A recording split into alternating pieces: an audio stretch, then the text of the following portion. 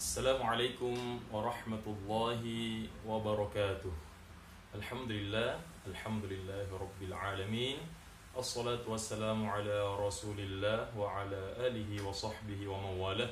Amma ba'du. Alhamdulillahi rabbil alamin. Berjumpa kita lagi pada hari ini. Mudah-mudahan sehat-sehat jadi semua. Amin. Baik, pada kesempatan hari ini kembali lagi kita akan bahas tentang makharijul huruf atau tempat-tempat keluarnya huruf hijaiyah.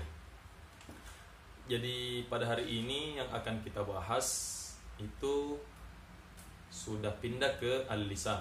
Dulu sudah kita bahas semua mulai dari pangkal tenggorokan. Ya, jadi pangkal tenggorokan hurufnya adalah hamzah dan ha. Kemudian tengah tenggorokan hurufnya ha dan ain. Kemudian di ujung tenggorokannya ada huruf kha dan ghain. Jadi untuk tenggorokan sudah selesai nih kita semua bahas. Nah, selanjutnya kita akan beralih kepada huruf-huruf al-lisan atau huruf yang keluar dari lidah. Nah, jadi di lidah ini ada beberapa huruf, ada beberapa bagian juga yang akan keluar dari lidah. Yang pertama kita bahas hari ini yaitu aqsal lisan atau pangkalnya lidah.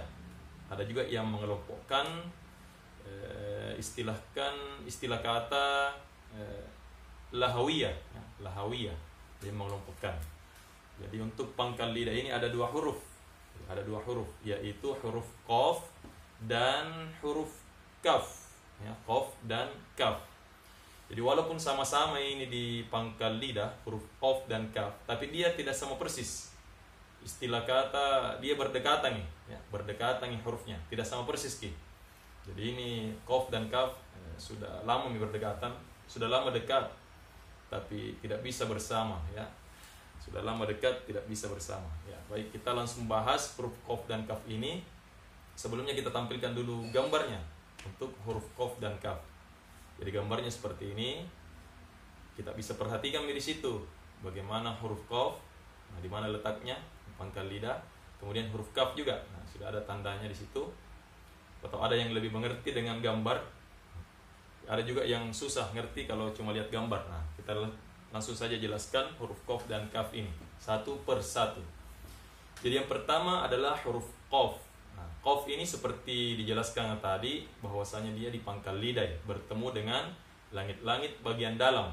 Langit-langit bagian dalam. Nah, hurufnya ini kalau diucapkan ini nafaskah tidak mengalir ke nafaskah, tidak mengalir ke nafaskah, biasa disebut jahr, ya. Kemudian juga suara juga tidak ngalir, jadi kuat ki suara, ya. Lagi kalau nanti mati itu lebih jelas nanti sifatnya, tidak ngalir ke udara, tidak mengalir ke juga suara. Dia juga sifatnya tebal ki, kalau disebut ki pangkal lidah terangkat tinggal di atas, ya. Jadi bunyinya tebal seperti itu. Hurufnya itu qaf, ya. Kalau berharakat kita contohkan qa, ya, qa, qi, qu, baqa. Kita ulang, qa, qi, qu, baqa, qa, qi, qu, baqa. Nah, seperti itu. Kalau kita masukkan ke dalam ayat, contohnya wa qalu, atau wa qila, atau waqulu. Kalau sukun khalaqana. Nah, seperti itu hurufnya. Itu sudah kita contohkan, bisa kita praktekkan, ya, di rumah untuk penyebutan huruf qaf ini. Adapun kesalahan biasa terjadi di masyarakat, kadang ada yang membaca huruf qaf yang pertama tidak nak kasih tebal ki huruf qafnya. Jadi kayak huruf kaf ki. Jadi biasanya kalau seharusnya baca waqalu, dia baca wakalu. Kalu inna lillah. Nah, itu paling biasa. Ya, kalu inna itu tidak boleh, harus dia tebal, ya, jadi karena sifatnya istilah. Qa waqalu. Ya. Tidak boleh wakalu, ya, seperti itu. Karena ini biasanya kebiasaan terjadi. Kemudian yang kedua, kesalahan yang terjadi di huruf qaf biasanya nada siskangi huruf qaf ketika disebut ya. Semuanya contohnya waqalu. Nah, itu ada hamsnya, ada anginnya, ada napasnya keluar kha, padahal dia tidak boleh. Waqalu, waqulu, waqila. Nah, itu bernafas atau nafas ngalir. Itu tidak boleh. Harus dia kuat nafasnya. Waqa, tertahan nafasnya. Waqalu. Seperti itu. Selain yang terjadi juga biasanya kalau sukun ki huruf qaf, dia tidak kasih sifat qalqalah, tidak terpantul ki. Contohnya khalaqna, seharusnya khalaqna atau qul a'udzu birabbil falaq. Nah, seharusnya terpantul. Dia baca qul a'udzu birabbil falaq. Nah, ini yang betul adalah huruf qaf ketika sukun dia terpantul ki. Seperti itu untuk huruf qaf. Kemudian yang kedua yaitu huruf kaf, ya, huruf kaf. Huruf kaf ini sama di pangkal lidah, tapi dia makhrajnya, tempat keluarnya di depannya sedikit. Di depannya sedikit huruf qaf. Nah, dia sifatnya hamski, nafas keluar ki kalau disebut. Sedangkan suara tertahan nih juga, sama di huruf qaf. Kalau suara dia syiddah, kuat ki suara ya, tidak tertahan, maksudnya tidak keluar ki suara, tidak ngalir ki, dia kuat. Nah, kemudian dia juga sifatnya tadi hams, nafas ngalir kalau disebut ki. Nah, jadi kalau disebut contohnya ka, ya, ka, ki, ku, bak. Nah, ka, ki, ku, bak. Ya. Contohnya di dalam ayat Iyyaka na'budu wa iyyaka nasta'in. Iyyaka na'budu wa iyyaka nasta'in. Atau wakulu. Nah, wakulu miris, hurufnya kaf, ya. Kesalahan yang biasa terjadi kalau sebut huruf kaf itu kadang hilang sifat hamsnya, ya. Harusnya kalau mati dia baca ak, ada hams, lebih jelas hamsnya.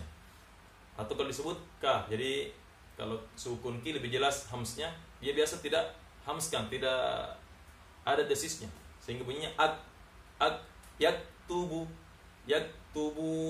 Nah, harusnya yak, ketika sukun lebih jelas hamsnya, yaktubun, seperti itu. Atau kesalahan juga yang terjadi kadang terlalu lebay, terlalu berlebihan nih, nak kasih hams, nak kasih nafas keluar, sehingga bunyinya iyyaka na'budu, iyyaka ka. Nah, itu berlebihan. Bisa jadi bukan lagi hams, tapi dia jadi rakhawah, bukan lagi nafas yang ngalir, tapi ikut juga suaranya.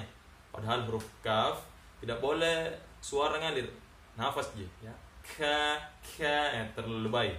Atau yaktubun. Nah, tidak boleh.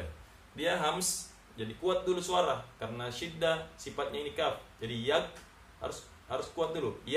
Nah, setelahnya ada nafas ngalir. Yaktubun. Aklal. Ya, aklal. Nah, seperti itu. Kita ulang lagi dua huruf ini, qaf dengan kaf, keluarnya dari pangkal lidah, bertemu dengan langit-langit bagian dalam. Ini berdekatan, tidak sama persis, ya. Walaupun sama di pangkal lidah, tapi dia tidak sama persis. Dia qaf lebih di dalam, kaf di luar sedikit dari makhrajnya huruf qaf. Nah, contohnya qa, qi, ku, baqa. Kalau kaf ka, ki, ku, bak. Nah, saya kira itu untuk huruf yang keluar dari pangkal lidah ini. Jadi ada yang mengelompokkan, namakan dia lahawiyah,